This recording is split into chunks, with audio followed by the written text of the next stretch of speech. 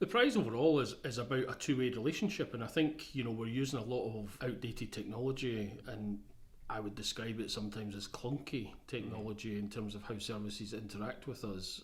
I think the benefit on both sides is a much easier interaction between what providers need to tell us and how they want to communicate with us, and equally how the Care Inspectorate engages with providers through that full process, whether that be a scrutiny and an improvement process or whether that's just through a general notification.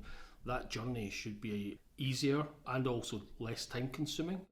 If we can reduce the duplication and reduce the time people having to struggle with very clunky ways of communicating with us, then that frees up their time to do the job they're really paid to do, which is caring for and providing high quality care, looking at improvement for their service, be forward thinking. It's always frustrating in any job if you're having to enter information more than once. This information will retain, and it will be updates that people will be providing. For us, there's a real benefit in that, because what we'll begin to see is a much more, as at the moment, picture of services. If change has been made in terms of their structure, their manager, their staff members, we'll know that, and that means we've got that better connection to their service and know who's the person we should speak to, and likewise, hopefully, as well. I think there's loads of reasons to be excited. Firstly, it's a one-stop shop, as I said, not just though for providers and services to communicate with us, but actually we'll be able to use that same platform to put up guidance for different sectors. So if we want to issue guidance on something that's ELC related, for example, we can target that at those services that are registered with us within that sector.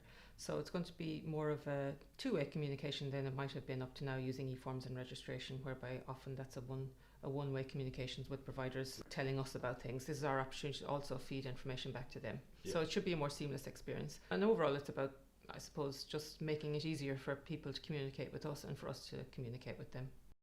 In delivering this new platform, we've become much more open in terms of our data, so we can work with other public sector organisations, and if other organisations are collecting data or we collecting data, we can now start into data sharing arrangements so that we're only asking services to do that once rather than multiple times, because we often hear from services, the Care Inspectorate, this organisation, that organisation are all asking for the same data. We've now got a digital hub and a Manage My Service portal where people can now interact with us and we can share that, and I think services expect us to share that across if it's for the common good and it's for their common outcome in terms of the services that they're delivering for the people of Scotland. Because our job is to ensure that we provide or we support the provision of high quality care, and one of the ways of doing it is about making this more streamlined for the staff out there that are providing it.